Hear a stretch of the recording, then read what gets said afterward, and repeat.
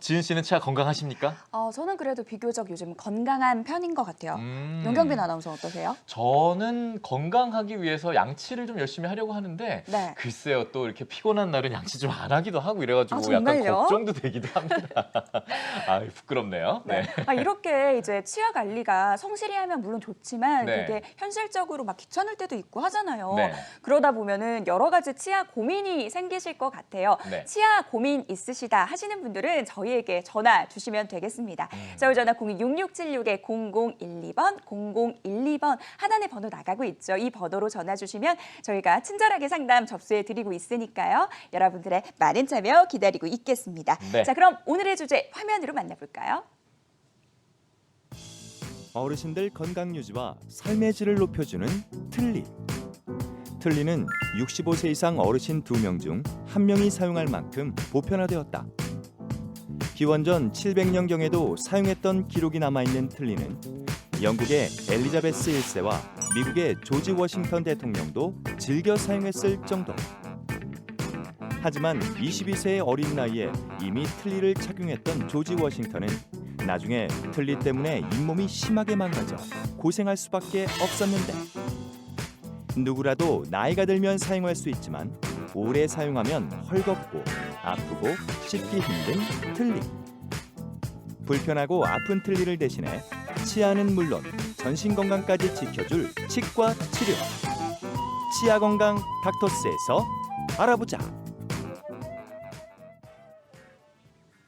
네, 오늘 뭐 조선시대부터 이제 미국의 대통령도 이제 틀니를 썼다는 이런 그러니까요. 상식까지 또 저희가 체크해 보게 되는데, 워싱턴 대통령이 틀니 썼던 거 알고 있었어요? 저는 몰랐어요. 저 네. 몰랐는데 심지어 그 화면을 보니까 저게 나무라고 하네요. 굉장히 이 틀니의 역사가 오래됐네요. 맞습니다. 정말 뭐 지금 여러분들 잘 아시겠지만 이렇게 예전에는 치아가 없거나 하면 당연히 틀니에밖에 우리가 의존할 수밖에 없지 않았겠습니까, 원장님? 그렇죠. 네. 예, 그래서 예전에는 조금이라도 치아를 살리기 위해서 치주 치료라든가 치아를 세이브하기 위한 그런 치료들을 아주 열심히 했죠. 네, 물론 지금도 물론 치아를 살리기 위해서 노력을 많이 합니다만은 네. 결국 호플리스한 수명이 다한 치아는 그래도 예전 같으면 틀니를 불편하게 썼는데 요즘은 그래도 임플란트가 생겨서 예. 정말 다행이라고 생각합니다. 아예 예. 빨리 발치를 해버리고 임플란트로 가는 거죠, 결국은. 그렇죠. 네. 그렇군요. 그러면 이제 치아가 모두 상실됐을 경우, 옛날의 경우에는 이렇게 틀니를 했잖아요. 요즘은 틀니 말고도 다른 치료법도 있잖아요. 어떤 것들이 있을까요? 예. 지금도 물론 틀니를 하는 분들도 네. 있고요. 첫 번째로 틀니가 치료법이 될 수 있고요. 예. 그 다음에는 전체를 다 임플란트로 교체하는 임플란트를 할 수도 있고, 그리고 치조골의 상태에 따라서 임플란트를 전체를 다 하기 힘든 분들이 있어요. 예. 그러면 몇 개의 임플란트, 작은 임플란트를 소수의 임플란트를 심어서 하는 방법이 있고, 임플란트를 이용한 틀니도 있습니다. 네. 혹시 저희가 준비된 자료가 있으니까 좀 보면서 설명해 주시면 어떨까요, 원장님? 네. 무치약이거나 모두 발치를 해야 될 때 예. 아래 위로 각각 보통 8개에서 10개의 임플란트를 넣으면 예, 우리 치아 개수인 14개씩을 만들 수가 있습니다. 그래서 그렇겠네요. 전체 치아를 완전히 임플란트로 완성할 수 있는 거죠. 예. 그리고 물론 아까 말씀드렸듯이 치조골이 허용하지 않거나 혹은 경제적인 비용 이유 때문에 좀 부담이 되시는 어려운 분들은 그거보다 작은, 물론 치조골의 상태에 따라 다릅니다만은 그렇죠. 4개에서 6개의 임플란트로 전악 치아를 수복하는 방법도 있습니다.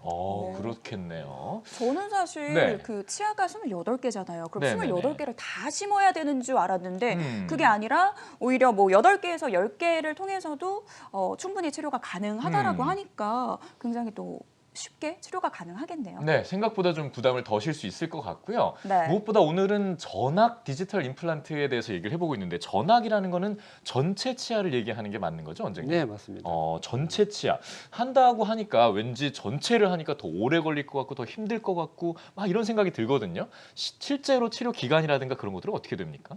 예전에 디지털이 도입되기 전에는 예. 실제로 절개를 하고 수술을 전통적인 우리 방법으로, 지금도 물론 그렇게 많이 하고 있습니다만은 예.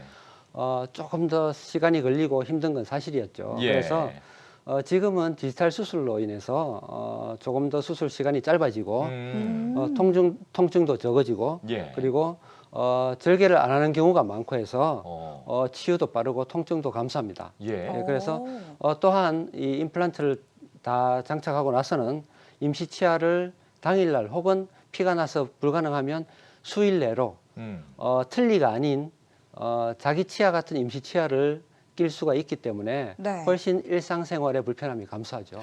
일단은 무절개라는 게 저는 굉장히 와닿는데 무절개가 가능합니까? 어떻게 임플란트를 하는데 전혀 절개를 하지 않는다고요?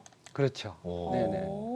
그러면 그만큼 당연히 회복 기간이 빨라질 수밖에 없을 거고요. 맞습니다. 어. 네. 사실 많은 분들이 전악 임플란트 하면 뭐 치료 기간이라든지 이런 게 상당히 부담스럽게 느껴지셨을 것 같은데 그렇지 네네. 않다라고 하니까 좀 더 눈여겨서 설명을 듣게 되는데 맞아요. 근데 이게 어떻게 빠른 치료가 가능한 건지 좀 궁금해요. 네.